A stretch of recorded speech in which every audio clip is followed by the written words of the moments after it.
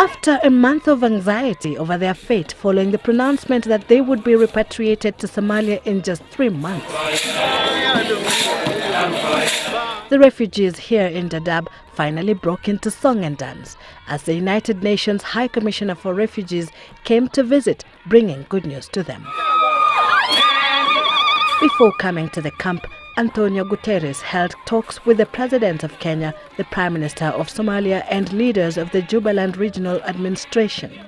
I want to express my gratitude to the courage and the wisdom of the Kenyan President and the Kenyan authorities to confirm that the return of Somali refugees to Somalia will be done as voluntary repatriation in safety and dignity, in line with the tripartite agreement between the governments of Kenya, Somalia and UNHCR.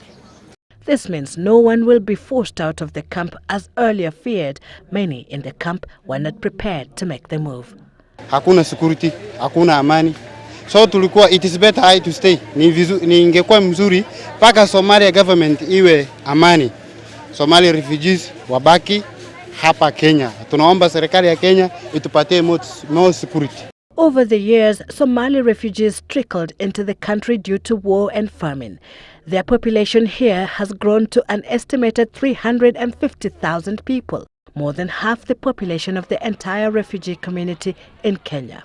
But the Convention on Refugees clearly stipulates that refugees cannot be forced to return to a place they feel insecure. So refugees, including those who came here in 1991 after the fall of the Siad Barre regime, are only supposed to be here on a temporary basis. But how long is temporary, considering a country like Somalia, where the security situation is yet to be settled 24 years on?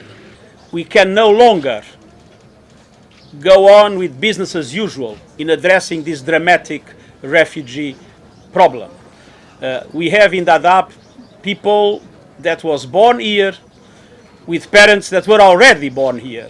UNHCR says it has identified 8 areas in Somalia where most of the refugees came from and where they will be hosted. Somali government and also the federal states are all ready to welcome anyone who are coming back to Somalia, and actually in a cooperation with the Kenyan government and the UNHCR and other organizations, we are planning to prepare all the necessary needs. What we reached during this visit was a total political understanding on the way forward and how to make things move in the right direction. Although there are concerted efforts to make the repatriation process possible, new timelines have not been laid out. Sylvia Tibet, Citizen Weekend.